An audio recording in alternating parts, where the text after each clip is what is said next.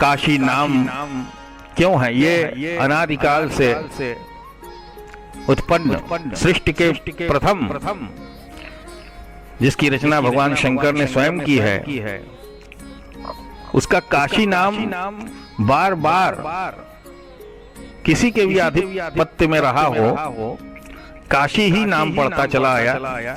इसमें कुछ हमारे पास प्रमाण भी हैं। जैसे काशी नाम क्यों है? पहला कि चमकने वाली चीज को काशी कहते हैं। पुराणों के आधार से काशी सुवर्ण की है, इससे चमकती है, अतः इसका नाम काशी है। पुराणों के अनुसार कलयुगी प्राणियों को काशी सुवर्ण की न दिखेगी। काशी की मिट्टी ले जाना काशी के बाहर मना है। यदि कोई ले जाए तो उतना सुवर्ण लाकर काशी में डाले, नहीं तो दोष का भागी होता है। इसी से लोग गंगा जल भी उस पार से ले जाते हैं, क्योंकि इस पार से जल के साथ बालू जा सकती है। दूसरा कि ललाट के मध्य भाग का नाम एक देशीय मत से काशी है। यह काशी पूरे विश्व में ललाम भूता है, अतः पृथ्वी के ललाम के मध्य भाग में देदीप्यमाना दिखाई देती है, इसी से इसका नाम काशी पड़ा। तीसरा, प्राचीन काल में काशी वंशीय राजा का राज होने से इसका नाम काशी पड़ा। काशी वंश के बाद अनेकों राजाओं ने यहाँ राज किया। यवनों ने इसके मंदिर तोड़े फोड़े, फिर भी यह ज्यों की त्यों हो गई। तो भगवान विष्णु को इस शीतकाल में शैत्य दूर करने के लिए लकड़ी के बोझों का ईंधन देता है और अग्नि कुंड बनवा देता है। वह अग्नि के समीप अवस्थान करता है। जो व्यक्ति श्रद्धा पूर्वक अनाथ लोगों की अग्नि दाहादिक क्रिया कर देता है अथवा स्वयं अशक्त होने पर दूसरे किसी से करवा देता है, वह अग्निलोक में पूजित होता है। अनाथ का चितादाह करने पर अग्निलोक की प्राप्ति होती है। जो कोई जठराग्नि की वृद्धि के लिए, पेट के अग्नि की वृद्धि के लिए मंदाग्नि जन को अग्निवर्धक औषध देता है, वह बहुत काल पर्यंत अग्निलोक में निवास करता है। यज्ञ की सामग्री अथवा यज्ञ करने के हेतु धन जो यथाशक्ति देता है, वह इस अर्चिष्मति में वास करता है। एक अग्नि ही द्विजातियों के परम पददाता है। वही द्विजों के गुरु, देवता, व्रत और तीर्थ सब कुछ है, यह निश्चय है। सभी अपवित्र वस्तु अग्नि के संसर्ग से क्षण मात्र में पवित्र हो जाते हैं। इसी महात्म्य आपको बता दूं, जिसमें ऐसा लिखा है कि मरणम मंगलम यत्र विभूतिश्च विभूषणम कौपीनम यत्र कौशेयम सा काशी के नमीयते। काशी नगरी भगवान विश्वनाथ के त्रिशूल पर है। अतः इसका पूरा इतिहास एवं धर्म यात्राओं का विधान काशी खंड नामक पुस्तक से ही प्राप्त हो सकता है, क्योंकि काशी में 33 कोटि देवों का आवास है।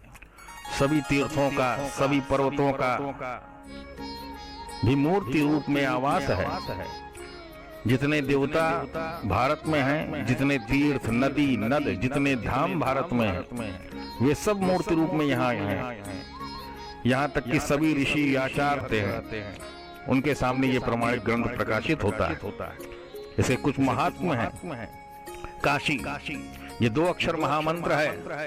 जो मनुष्य इस काशी के नाम को तीनों काल में शुद्ध चित्त से स्मरण करते हैं, वह मनुष्य जीते सुख, अंत में मोक्ष भी पा जाते हैं। जो महाशय काशी के नाम को अपने हृदय में हर स्मरण करते हैं और काशी के प्राचीन ग्रंथ स्कंद पुराण या काशी खंड को नित्य नित्य सुना करते हैं और विष्णु भगवान या शंकर जी और भी देवी देवताओं का नाम मुख से उच्चारण करने से जो फल प्राप्त होता है, वैसे ही फल काशी के नाम लेने का है। और काशी में मर जाने से 84 लाख योनियों से छूट जाता है।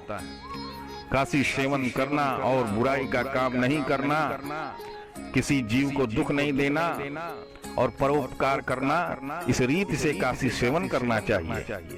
और विशेष रूप से काशी जी की कीर्ति महाशय लोग जाना चाहें तो काशी निवासी पंडितों और व्यास महाशयों से पूर्ण हाल काशी का मालूम होगा, और अन्य देशी पंडितों को भी काशी जी की महिमा मालूम है।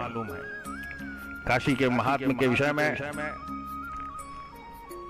परमानंद रूपाभ्याम परमानंद रूपिणी पंचकोश परिमाणे स्वपादतल निर्मिते, अर्थात परमानंद रूप परमेश्वर और परमेश्वरी ने इस पंचकोशी के भूमि को बनाया।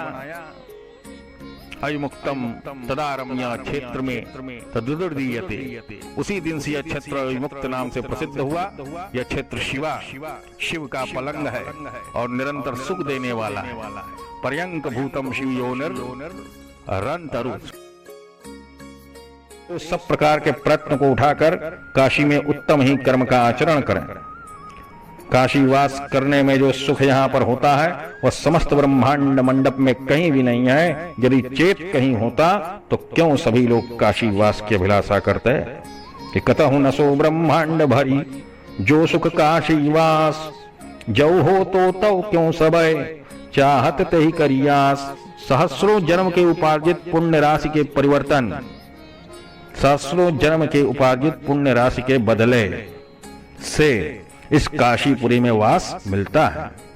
फिर काशी में वास हो जाने पर यदि भगवान त्रिलोचन अप्रसन्न हो जाए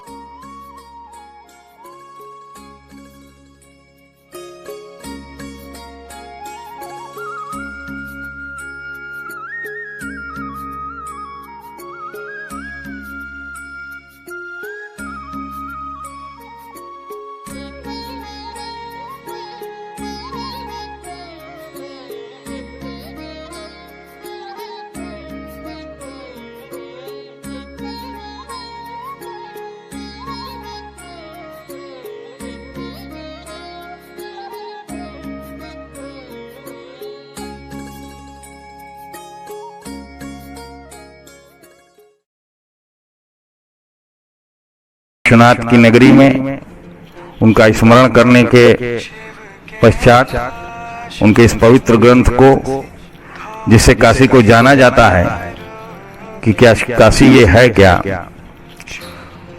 तो जो भी शिव भक्त इसको सुने वो भगवान विश्वनाथ का सर्वप्रथम मन में अगर दर्शन किए हो तो उनके विग्रह का, न किए हो उनका दर्शन तो भगवान शंकर के किसी भी सौम्य रूप का स्मरण कर लें। श्री गणेशाय नमः। यह बात सुनकर नारद मुनि उस घड़ी कुछ ऊंची ठंडी श्वास लेकर चुप रह गए, समझिए।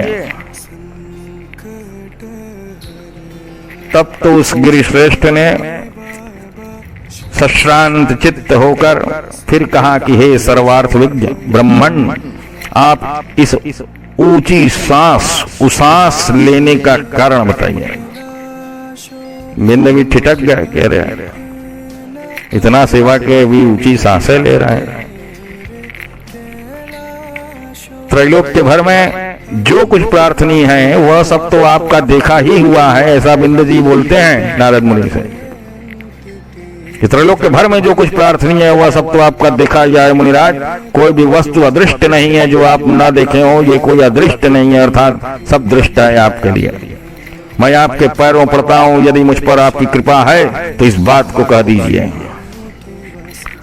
आपके आगमन जनित आनंद संदोह से गदगद स्वर होने के कारण यद्यपि मैं सब बातें नहीं कह सकता, पर एक बात कहे बिना नहीं रहा जाता। यह जो पूर्व पुरुष लोग सुमेरु इत्यादि के विषय में पृथ्वी के धारण करने का सामर्थ्य वर्णन करते हैं, पूर्व पुरुष लोग सुमेरु को बड़ा बोलते हैं। सुमेरु इत्यादि के विषय में पृथ्वी के धारण करने का सामर्थ्य वर्णन करते हैं। यह बात उन सबों के समुदाय से है, पर मैं अकेला ही इस धरा को धारण कर सकता हूं। रहा एक हिमालय, वह विशिष्ट लोगों का मान्य है, क्योंकि वह पार्वती का पिता, पर्वतों का राजा और महादेव का संबंधी है। पर सुवर्ण से पूर्ण अथवा रत्न शिखर किंवा देवताओं का निवास स्थान होने से सुमेरु को तो मैं कुछ भी नहीं मानता। इस संसार में क्या सैकड़ों ही पृथ्वी के धारण की लीला करने वाले पर्वत सज्जनों के मान्य नहीं है। इस संसार में क्या सैकड़ों ही पृथ्वी के धारण की लीला करने वाले पर्वत सज्जनों के मान्य नहीं है? पर वे सब अपने ही अपने स्थानों पर माननीय हैं। मल्लेह नामक पर्वत राक्षसों के देह का संदेह ही कर देने से उदयाचल, ये उदयाचल एक दया का आश्रित बना है, और निखत पर्वत जो औषधियों से रहित ही है, एवं मस्ताचल की प्रभा अस्तमित ही रहती है।